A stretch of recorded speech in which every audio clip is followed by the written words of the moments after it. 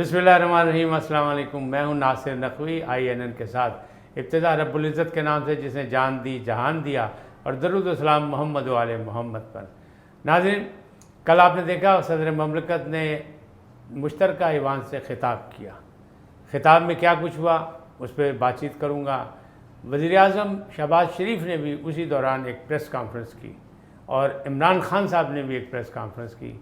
इनकी रुदात भी आपसे बात करूँ, लेकिन हो क्या रहा है, क्योंकि मौजूदा सूरत हाल में इस्लामाबाद में कंटेनर लगा दिए गए। 1100 कंटेनर से मुख्तलिफ शाहराहें रोक दी गई हैं, और तकरीबन इस्लामाबाद को फ़ौज के रेंजर्स के हवाले कर दिया गया है। तो आखिर क्या होने जा रहा है, क्या होने वाला है, हुकूमत की क्या पॉलिसी है, और इमरान खान क्या करने जा रहे हैं, इन मौज़ूआत पर गुफ्तगू करेंगे। लेकिन पहले आपसे दरख्वास्त कि INN को सब्सक्राइब करें, लाइक करें, घंटी का बटन दबाना ना भूलें, और अपनी कीमती राय का इज़हार करें, लेकिन उन अल्फाज में जो आपकी शख्सियत के मुताबिक हों।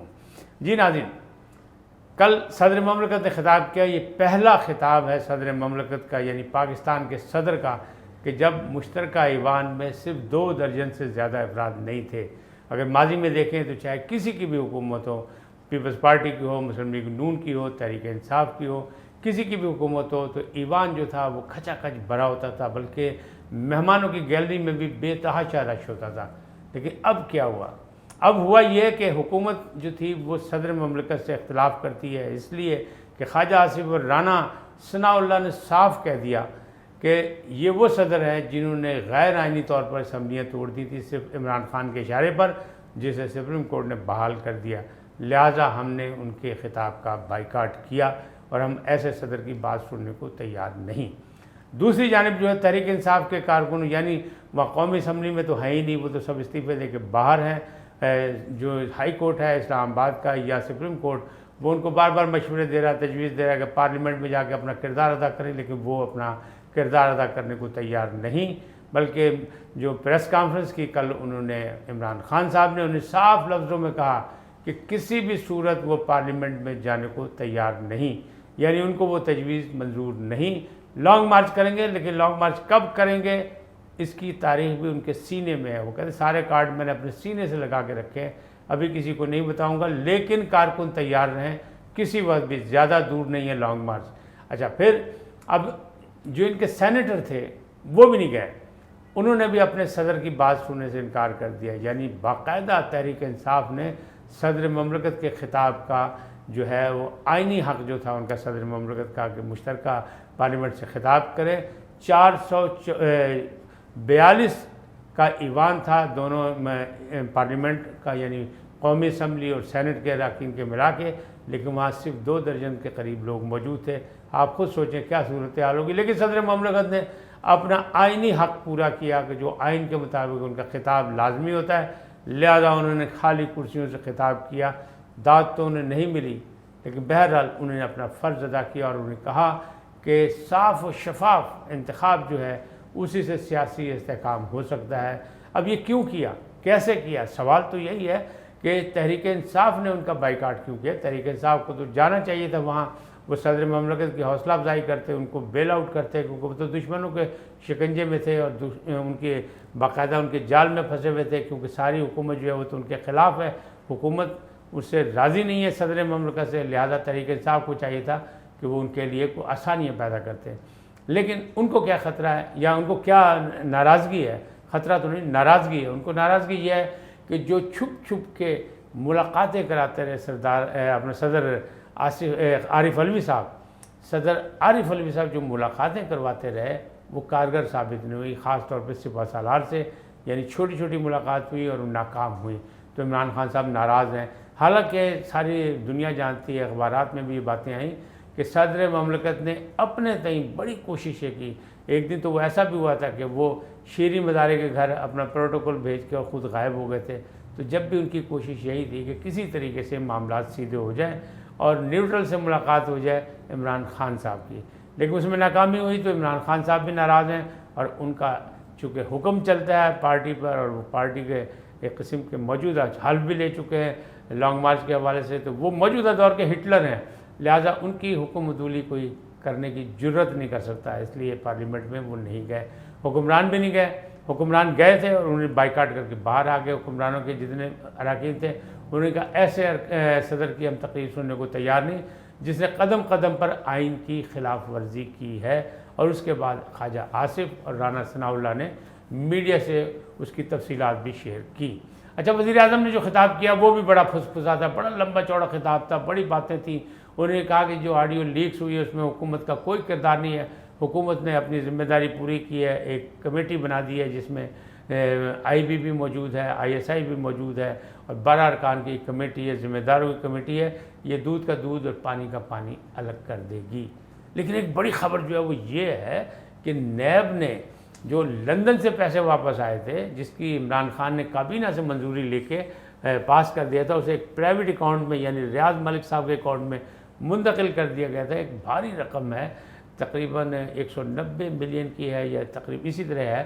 تو وہ جو ہے اس کی تحقیقات کے لیے نیب نے ایک باقاعدہ طور پر تمام کابینہ کو یعنی عمران خان صاحب کی تمام کابینہ کو باقاعدہ بلا لیا گواہی کے لیے کہ آپ بتائیں کہ اس میں کیا کچھ لکھا تھا, کیا معاہدہ تھا, کس معاہدے کے تحت, کس منظوری کے تحت, کس قواعد و ضوابط کے تحت یہ پرائیویٹ اکاؤنٹ میں منتقلی ہوئی اتنی بڑی رقم کی جو کہ پاکستان آئی تھی واپس اور قومی خزانے میں جانی چاہیے تھی, وہ وہاں گئی. تو آپ لوگوں نے منظوری دی کابینہ نے. اچھا, لطیفہ یہ ہے ناظرین کرام کہ جب یہ کابینہ میں منظوری ہوئی تھی تو یہ صرف ایک جس طرح انہوں نے سائفر کو نہیں دکھایا تھا کہ یہ ایک لیٹر ایک خط ہے, یہ ہے, وہ ہے, وہ ہے اور یہ ہمارے خلاف سازش ہوئی ہے. بالکل اسی طرح ایک لفافے میں اٹھا کے عمران خان صاحب نے کابینہ کو بتایا تھا کہ یہ وہ ہے, آپ اس کی منظوری دے دیں کہ یہ پیسے اس طرح آئے ہیں اور اس طرح. تو کابینہ نے یکدم ہاتھ اٹھا کے کہا تھا جی بالکل منظور ہے, منظور ہے, منظور ہے.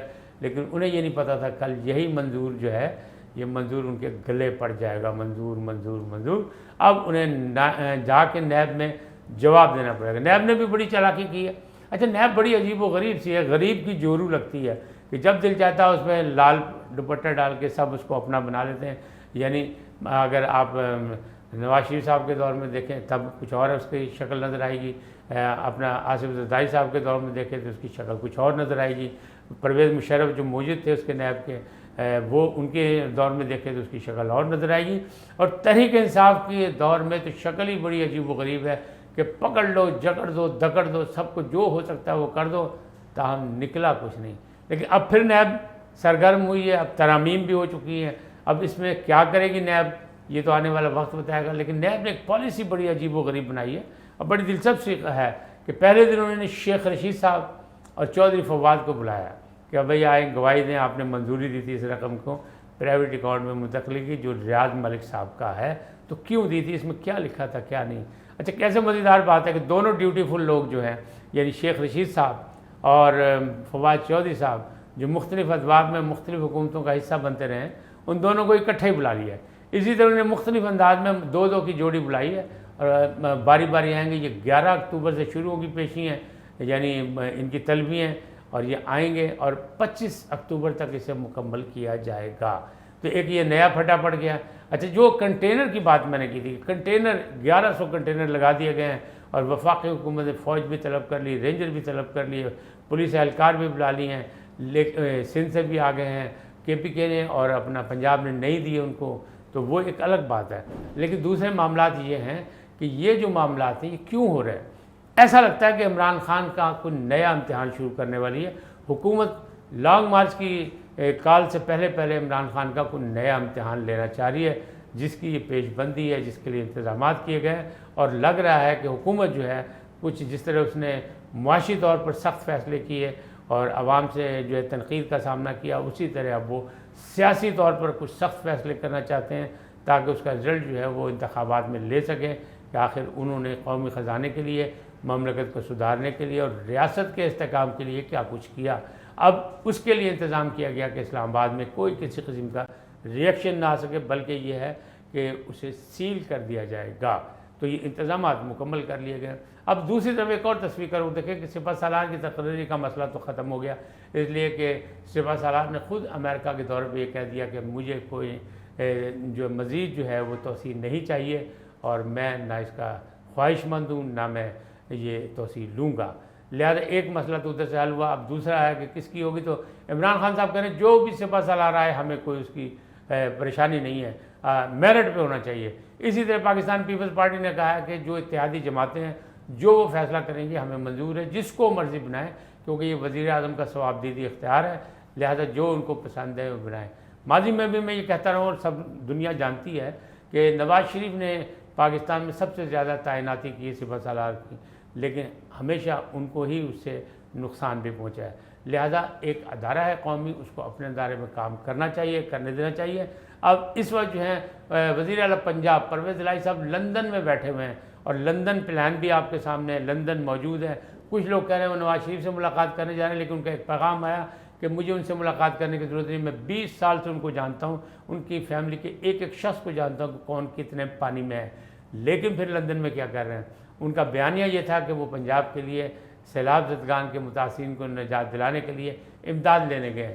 دوسری جانب ان کے قریبی ذرائع یہ کہتے تھے وہ کسی علاج کے لیے گئے۔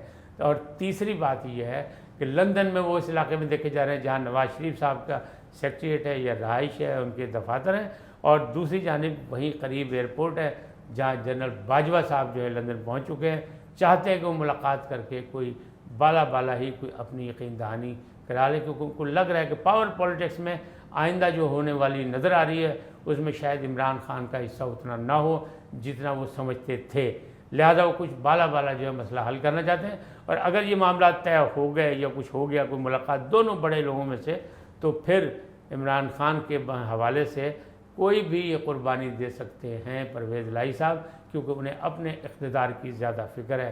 ویسے تو ان کا یہی ہے کہ جو ہاشم ڈوگر صاحب نے وزیر داخلہ پنجاب نے کہا ہے کہ ہم کسی کی لانگ مارچ میں یا مدد نہیں کریں گے وفاق کے خلاف، لیکن انہوں نے کہا نہیں، ہاشم ڈوگر کو کیا پتہ، ہم کریں گے جو عمران خان صاحب کہیں گے، جو چاہیں گے وہ ہم کریں گے۔ ایک طرف وہ یہ کہہ رہے ہیں، دوسری طرف تضاد بیانی کے لندن میں موجود ہیں، اور ان کی خواہشات یہی ہیں کہ کسی طریقے سے دونوں شخصیات سے ملاقات ہو جائے۔